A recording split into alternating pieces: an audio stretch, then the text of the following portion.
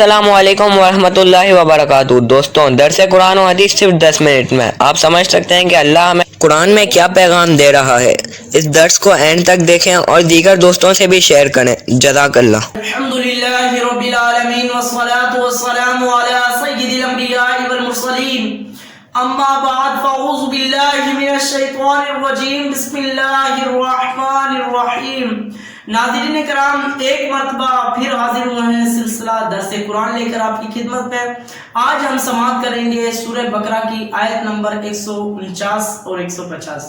آئیے سماعت کرتے ہیں کہ اللہ تبارک و تعالیٰ نے ان آیت مبارکہ میں کیا پیغام دیا ہے۔ بسم اللہ الرحمن الرحیم۔ ترجمہ: اللہ کے نام سے شروع جو نہایت مہربان رحم والا ہے۔ وَمِنْ حَيْثُ خَرَجْتَ فَوَلِّ وَجْهَكَ شَطْرَ الْمَسْجِدِ الْحَرَامِ وَإِنَّهُ لَلْحَقُّ مِنْ رَبِّكَ وَمَا اللَّهُ بِغَافِلٍ عَمَّا تَعْمَلُونَ۔ ترجمہ: اور اے حبیب، تم جہاں سے آؤ اپنا منہ مسجد حرام کی طرف کر لو، اور بے شک یہ یقیناً تمہارے رب کی طرف سے حق ہے، اور اللہ تمہارے کاموں سے غافل نہیں۔ وَمِنْ حَيْثُ خَرَجْتَ، اور تم جہاں سے آؤ، یعنی اے حبیب صلی اللہ تعالیٰ علیہ وآلہ وسلم، آپ کھوا کسی شہر کے سفر کے لیے نکلے، بہرحال نماز میں اپنا منہ مسجد حرام یعنی کعبے کی طرف کریں، کیونکہ جس طرح حالت اقامت میں کعبے کی طرف منہ کرنے کا حکم ہے، اسی طرح سفر میں بھی یہی حکم ہے۔ اور بے شک کعبے کو قبلہ بنایا جانا ضرور آپ کے رب کی طرف سے حق ہے اور حکمت کے عین موافق ہے۔ اور اے مسلمانوں، اللہ تعالیٰ تمہارے اعمال سے غافل نہیں، اس لیے وہ تمہیں اس عمل کی بہترین جزا دے گا۔ جب قبلہ جو ہے وہ تبدیل ہو گیا تو حضور علیہ السلام کو فرمایا کہ آپ سفر میں ہو یا حضر میں ہو، آپ جو ہے خانہ کعبہ کی طرف، مسجد حرام کی طرف جو ہے وہ منہ کر لیجئے، اسی طرف جو ہے وہ نماز پڑھیے۔ اور مسلمانوں کو فرمایا کہ اللہ تعالیٰ تمہارے اعمال سے غافل نہیں، اس لیے کہ تمہیں اس عمل کی بہترین جزا دے گا۔ تمہیں حضور علیہ السلام کے ساتھ مل کر ان کی پیروی کرنی ہے۔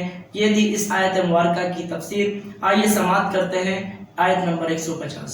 وَمِنْ حَيْثُ خَرَجْتَ فَوَلِّ وَجْهَكَ شَطْرَ الْمَسْجِدِ الْحَرَامِ وَحَيْثُ مَا كُنْتُمْ فَوَلُّوا وُجُوهَكُمْ شَطْرَهُ لِئَلَّا يَكُونَ لِلنَّاسِ عَلَيْكُمْ حُجَّةٌ إِلَّا الَّذِينَ ظَلَمُوا مِنْهُمْ فَلَا تَخْشَوْهُمْ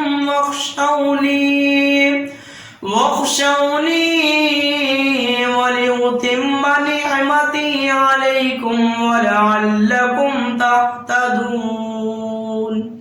ترجمہ: اور اے حبیب، تم جہاں سے آؤ اپنا منہ مسجد حرام کی طرف کرو، اور اے مسلمانوں، تم جہاں کہیں ہو اپنا منہ اس کی طرف کرو، تاکہ لوگوں کو تم پر کوئی حجت نہ رہے، مگر جو ان میں سے ناانصافی کرے تو ان سے نہ ڈر اور مجھ سے ڈر، تاکہ میں اپنی نعمت تم پر مکمل کر دوں اور تاکہ تم ہدایت پاؤ۔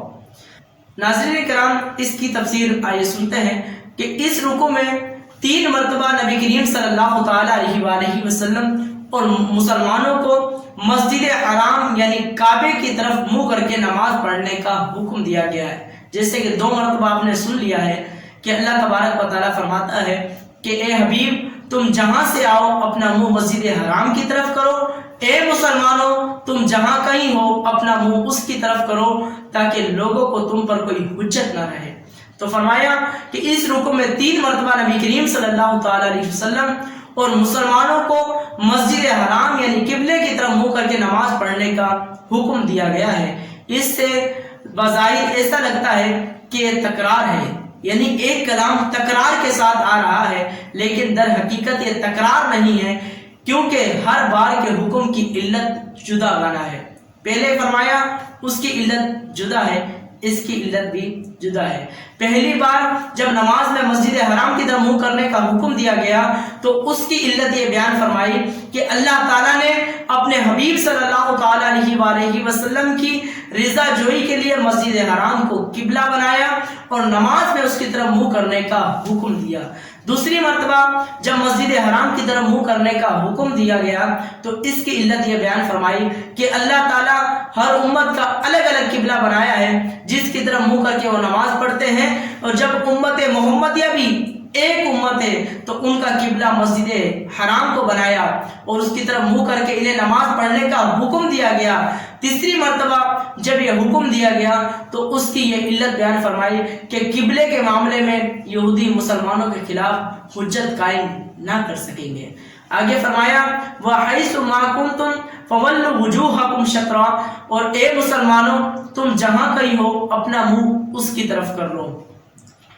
اس آیت میں مجموعی طور پر لوگوں سے فرمایا گیا کہ تم حالت سفر میں ہو یا حالت اقامت میں، جنگل میں فرمایا کہ جنگل و بیابان میں ہو یا شہر میں ہو، ہر جگہ ہر حالت میں ہر وقت تم سب نے نماز خانہ کعبہ کی طرف منہ کر کے ہی ادا کرنی ہے اور اس کی طرف منہ کرنا ہے، تاکہ یہودیوں کو اس اعتراض کا حق نہ رہے کہ ان کی کتابوں میں تو قبلے کی تبدیلی کا لکھا ہوا تھا لیکن اس نبی نے ایسا کیا ہی نہیں، یا وہ یہ اعتراض نہ کر سکے کہ نبی ہمارے دین کی تو مخالفت کرتے ہیں لیکن قبلہ ہمارے والا ہی مانتے ہیں، اور مشرکین کو یہ اعتراض کرنے کا موقع نہ ملے کہ نبی کریم صلی اللہ تعالیٰ علیہ وسلم نے قریش کی مخالفت میں حضرت ابراہیم نبی اللہ علیہ السلام اور حضرت اسماعیل ذبیح اللہ علیہ نبی علیہ السلام یہ دونوں کا قبلہ بھی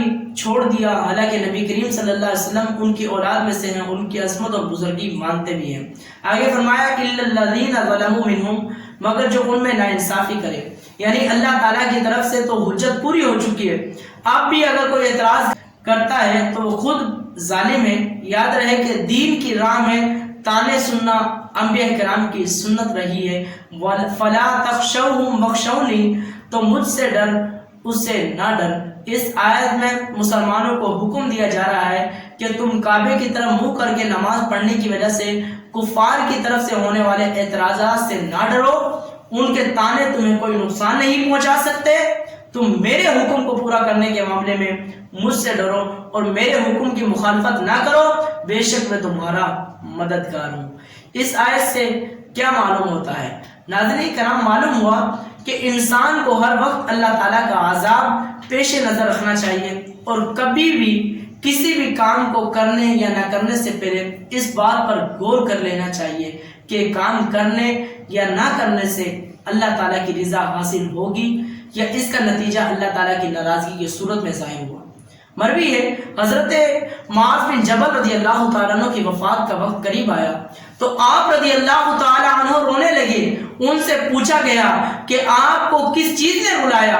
آپ رضی اللہ تعالیٰ عنہ نے فرمایا اللہ تعالیٰ کی قسم، میں نہ موت کی گھبراہٹ سے رو رہا ہوں، نہ موت کی گھبراہٹ سے رو رہا ہوں، نہ ہی دنیا سے رخصت کے غم میں آنسو بہا رہا ہوں، بلکہ میں تو اس لیے روتا ہوں کہ میں نے حضور جانے کائنات صلی اللہ تعالیٰ علیہ وسلم سے سنا کہ دو مٹھیاں ہیں، ایک جہنم میں جائے گی، دوسری جنت میں، اور مجھے نہیں معلوم کہ میں کون سے مٹھی میں ہوں گا۔